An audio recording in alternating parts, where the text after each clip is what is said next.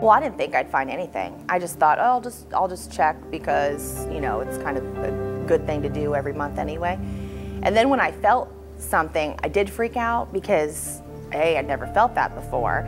And then the first thing I thought is, oh my God, it's cancer.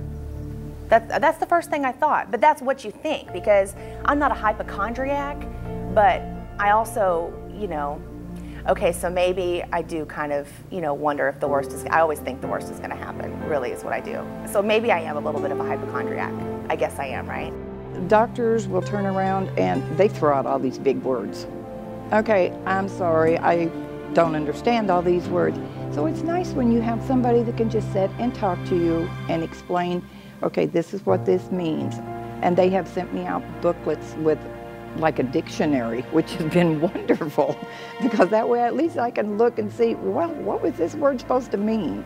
If they're having chemo, we have a chemo packet that we mail to them, and we try to line them up with a volunteer who's had a similar type surgery or treatment so that they can ask questions there if they want to. Both of the cancer centers serve a huge number of people, and the American Cancer Society helps, you know, both of our centers and centers around East Texas area, around the country. I mean, American Cancer Society is huge. One of the things that a lot of people don't realize is that with the American Cancer Society, the research is often general. It may be directed toward a specific type cancer, but then they may find that it's helpful for other types of cancer. What you don't want to ever have happen is someone not have access to health care that's potentially curative for a lot of people because they didn't have a way to get to the cancer center, they didn't have the money to stay in town, they didn't have access to some of the things that we kind of take for granted. I couldn't get back and forth to my treatments without their help on it.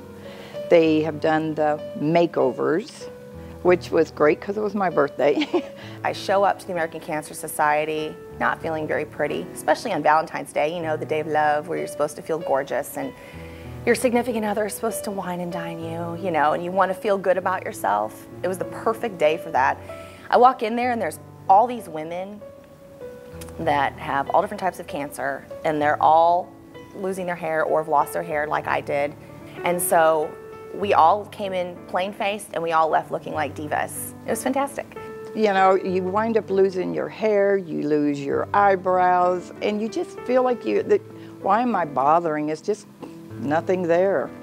But when you come here and they do the makeover and show you how to fix it where you look good and they fit you with a wig and everything, it just gives you a whole different personality and makes you feel so much better about yourself and not want to give up. We have a volunteer right now who's stage 4 and has been for 4 or 5 years. That lady plays mahjong. She gets out and works in not only ours, but other volunteer organizations. And I just admire her greatly for being able to do that. She doesn't dwell on what's going on. She takes one day at a time. It stops you in your tracks. But I think for the longest time I kind of pretended like it wasn't happening, but when I did have those moments that I realized that this is happening to me, I freaked out, you know. And I would cry a lot and pray a lot. I went into this field because I like taking care of people with cancer and I like when people get well. And when people don't get well, you still have a whole lot you can offer them. And when you have an organization like American Cancer Society that makes it easier to do that for people, that's just, you know, icing on the cake, really. It's all about making sure that there's access for everyone, and the American Cancer Society can ensure that it does. If they would think, if it was my mother, my sister, my daughter, you know, they would want somebody there for help.